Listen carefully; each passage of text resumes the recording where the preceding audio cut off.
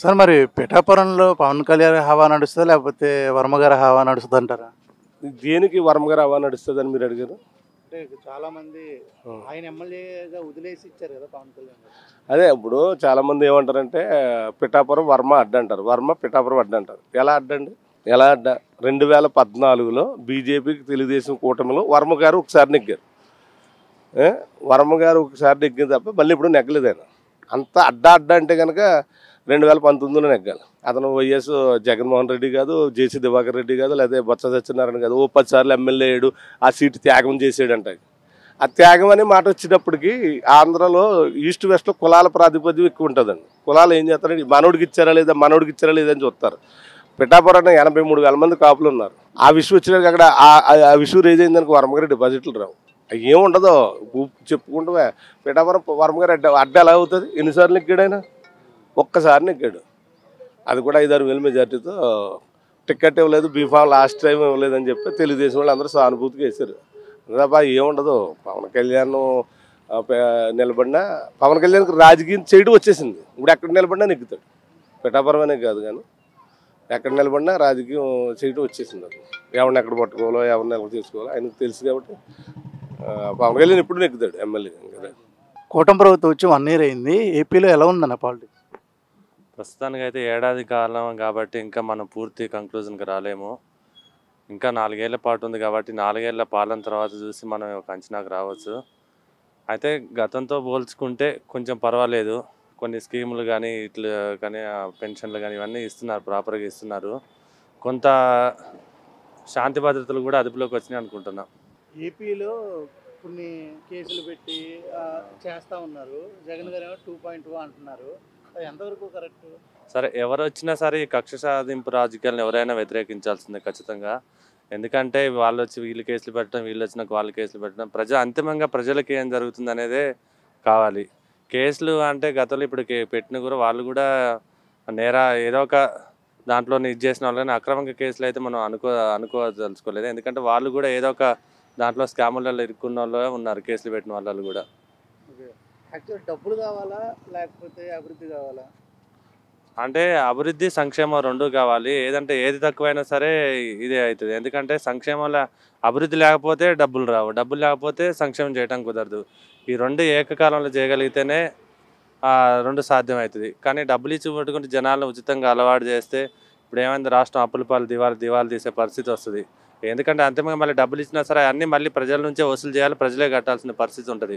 ప్రభుత్వాలు మారుతాయి కానీ ఆ అప్పు మాత్రం ఇంకా పెరుగుకుంటే వడ్డీల రూపాయలు ఇంకా పెరుగుతూనే ఉంటుంది. అందుకనే సంపద సృష్టించి దాన్ని ఇంకా జనాలకు మేలు చేయడం అనేది మంచిది. పవన్ కళ్యాణ్ పాత్ర ఎలా ఉంది? అంటే ఏడాది కాలంలోనే పవన్ కళ్యాణ్ గారు చేస్తున్నారు. ఆయన పరిధిలో ఆయనకి ఇచ్చిన శాఖలకు అయితే న్యాయం చేస్తున్నారు.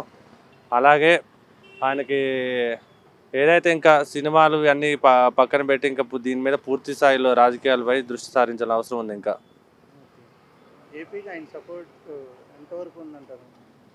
పవన్ కళ్యాణ్ గారు సపోర్ట్ ఉంది కాబట్టి ఎంతవరకు అనేది ఆయన ఇంకా 4 ఏళ్ల పాటు మనం చూడాల్సి ఉంది. ఇప్పుడే ఏడాది కాబట్టి ఇంకా ఏం చేశారంటే పూర్తి స్థాయిలో ఇంతవరకు అయితే ఏం జరగలేదు రాష్ట్రంలోని. ఇంకా కూటమి పాలన కాబట్టి అంతా ఎవరు ఏంచో కొంతైతే గందరగోళంగా ఉంది. ఆయన శాఖల వరకు ఏం వర్క్ చేస్తున్నారు ఏందనేది తెలియాలి. ఏపీలో చంద్రబాబు గారు కాకపోతే నెక్స్ట్ సీఎం ఎవరు అనే చాలా పేర్లు వస్తున్నాయి. మీ వరకు అదైతే ఖచ్చితంగా నా వరకు అయితే నారా లోకేష్ గారు సీఎం అయితే బాగుంటుంది. ఎందుకంటే ఆయన చేయగలుగుతారు, ఆయనకి సబ్జెక్ట్ ఉంది, ఇది ఉంది. దాదాపు ఆయన 4 ఏళ్ల పాటు పాదయాత్రలోను కానీ ప్రతిపక్షాలు ఉన్నప్పుడు కానీ చాలా వరకు నేర్చుకున్నారు. ఆయన ఏదైతే ఒక పప్పు అనే ముద్ర వేశారో దాని నుంచి పూర్తిగా కంప్లీట్ బయటపడ్డారు.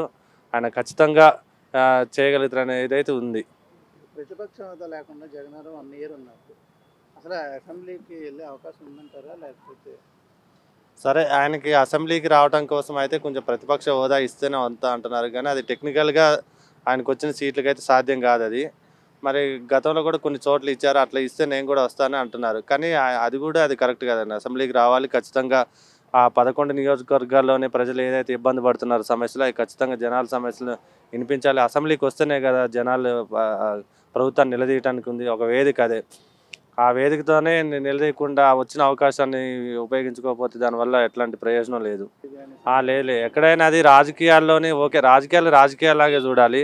ఎందుకంటే రాజకీయాల్లో చాలామంది మిత్రులు ఉన్నారు. ఇది ఎప్పుడూ ఒకే రకంగా ఉండదు కదా ఫ్రెండ్స్. వేరే వేరే ఇద్దరు స్నేహితులు ఉన్నా సరే వేరు వేరు పార్టీలు ఉంటారు. దాన్ని మనం అట్లా చూడాల్సిన అవసరం లేదు. ఎందుకంటే వైఎస్ గారు, చంద్రబాబు గారు కూడా ఇద్దరు మంచి మిత్రులు. వాళ్ళు అసెంబ్లీ రాజకీయాల్లో కానీ బయట చాలా స్నేహంగా ఉండేవాళ్ళని మనం చాలా చోట్ల విన్నాం. మనం దాన్ని పెద్ద ఇది చూడండి. ఎందుకంటే రాజకీయమే, స్నేహం ఉండాలి. ఎప్పుడైనా లీడర్గా అది మనం వేరే వాళ్ళకి ఇటు అది మన సంస్కారం అంటారు, ఎదుటి వ్యక్తి కనిపించినా సరే. పోలీస్ వ్యవస్థ ఎలా ఉందంటారు ఏపీలో? ప్రస్తుతానికైతే ఏపీలోనే గతంతో పోల్చుకుంటే పర్వాలేదు. కానీ ఇంకా పలు చోట్ల ఇది గంజాయి కల్చర్ అనేది విపరీతంగా పెరిగిపోయింది. దాని నుంచి ముందు బయటపడాలి. చాలామంది యువత దానికి అడిక్ట్ అయ్యి ఎక్కువ నేరాలు ఆ గంజాయి దాంట్లోనే జరుగుతున్నాయి. గంజాయి, లిక్కర్ అంత అదుపు చేసే వరకు అవి శాంతి భద్రతలు పూర్తి స్థాయిలో మనం అదుపు చేయలేము. మన గంజాయి తాగిన వాళ్ళు కాళ్ళ మీద పడితే ఇప్పుడు ప్రతిపక్షం జగన్ గారు ఫుల్ నేను సపోర్ట్ ఉన్నా అలా పట్టుకోడు అది ఇది అని చాలా ఇది చేశారు. ఖచ్చితంగా అది మనకి ఎందుకంటే మన పోలీసులు అంతిమం కాదు. రాష్ట్రంలో, దేశంలో అన్ని చట్టాలు, కోర్టులు అన్నీ ఉన్నాయి. పోలీసులు వాళ్ళు నిజంగా తప్పు చేసి వాళ్ళు ఉంటే వాళ్ళ కోర్టులో ప్రొడ్యూస్ చేసి చట్టపరంగా శిక్షించాలి. కానీ అలాగని మన నేరస్తులను సపోర్ట్ చేయకూడదు. ఎందుకంటే వాళ్ళకి ఏదైనా మనకి రాజ్యాంగాలు అన్నీ ఉన్నాయి కాబట్టి చట్టబద్ధంగా వాళ్ళని శిక్షించాలి. భయం క్రియేట్ చేయాలనుకుంటే ఇప్పుడు దేశంలోని నిర్భయ ఇన్సిడెంట్ జరిగిన 5 నిందితుల్ని ఉరిదీసి చంపారు. అయినా దేశంలో రేపు లాగానే ఎప్పుడు నిత్యం ఒక చోట కనిపిస్తున్నాయి. అది అట్లా సాధ్యం కాదు. ఏదైనా చట్టబద్ధంగా జరగాలి. కూటమి ప్రభుత్వం ఏర్పడి 1 సంవత్సరం అవుతుంది. ఎలా ఉంది సార్ ఏపీలో పాలిటిక్స్? ప్రస్తుతం పర్లేదు, బాగానే ఉంది. ఇంకా కొద్దిగా బాగా చేస్తే బాగుంటాం. రిమార్క్స్ ఏమున్నాయంటారు?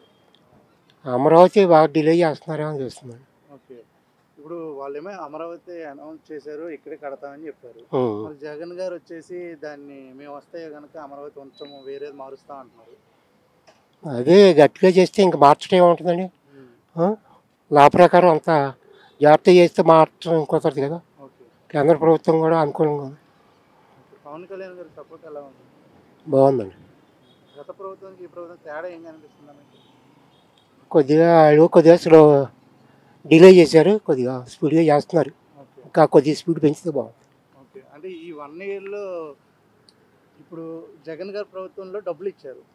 ఇప్పుడు ఉన్న దాంట్లో ఓన్లీ పెన్షన్ వరకే అందజేస్తున్నారు, ఉపాధి కల్పిస్తామంటున్నారు. ఏది కరెక్ట్? డబ్బులు ఇవ్వడమా ఉపాధి?